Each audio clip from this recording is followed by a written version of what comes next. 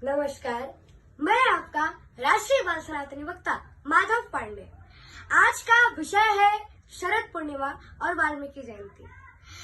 भगवान पिता रात्रि शरदोत्फुल्ल मल्लिका विक्षरन्तो मनश्चक्रे योग मायामुपाश्रितः।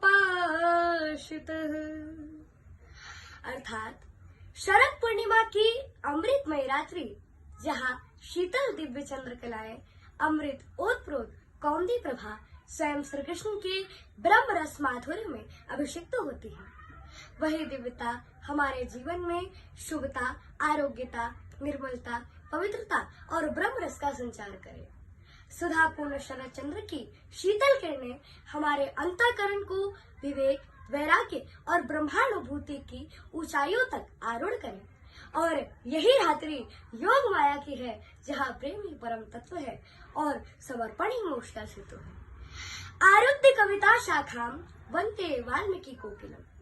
भगवान महर्षि वाल्मीकि, जिन्होंने परात्पर ब्रह्म मर्यादा पुरुषोत्तम श्री राम की अनंतता में अंतर्निहित धर्म, करुणा और ईश्वरीय सत्ता को अपनी लेखनी से शाश्वत और उच्चतम प्रतिमान प्रकट किए, तो ऐसे भगवान महर्षि वाल्मीकि के आविर्भाव दिवस पर कोटि कोटि नमन।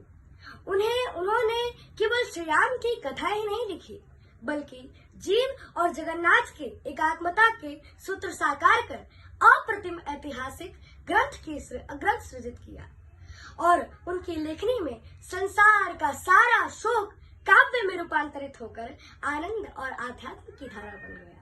तो इस पावन दिवस पर यह प्रार्थना है कि हम सबों के जीवन में शरद पूर्णिमा की चंद्र शुभ्रता और वाल्मीकि प्रज्ञा की कवित्व प्रभा प्रकट हो, एक साथ प्रकट हो, जिससे भक्ति में माधुर्य, ज्ञान में गांभीर्य और कर्म में पवित्रता का संगम हो। जय श्री राम।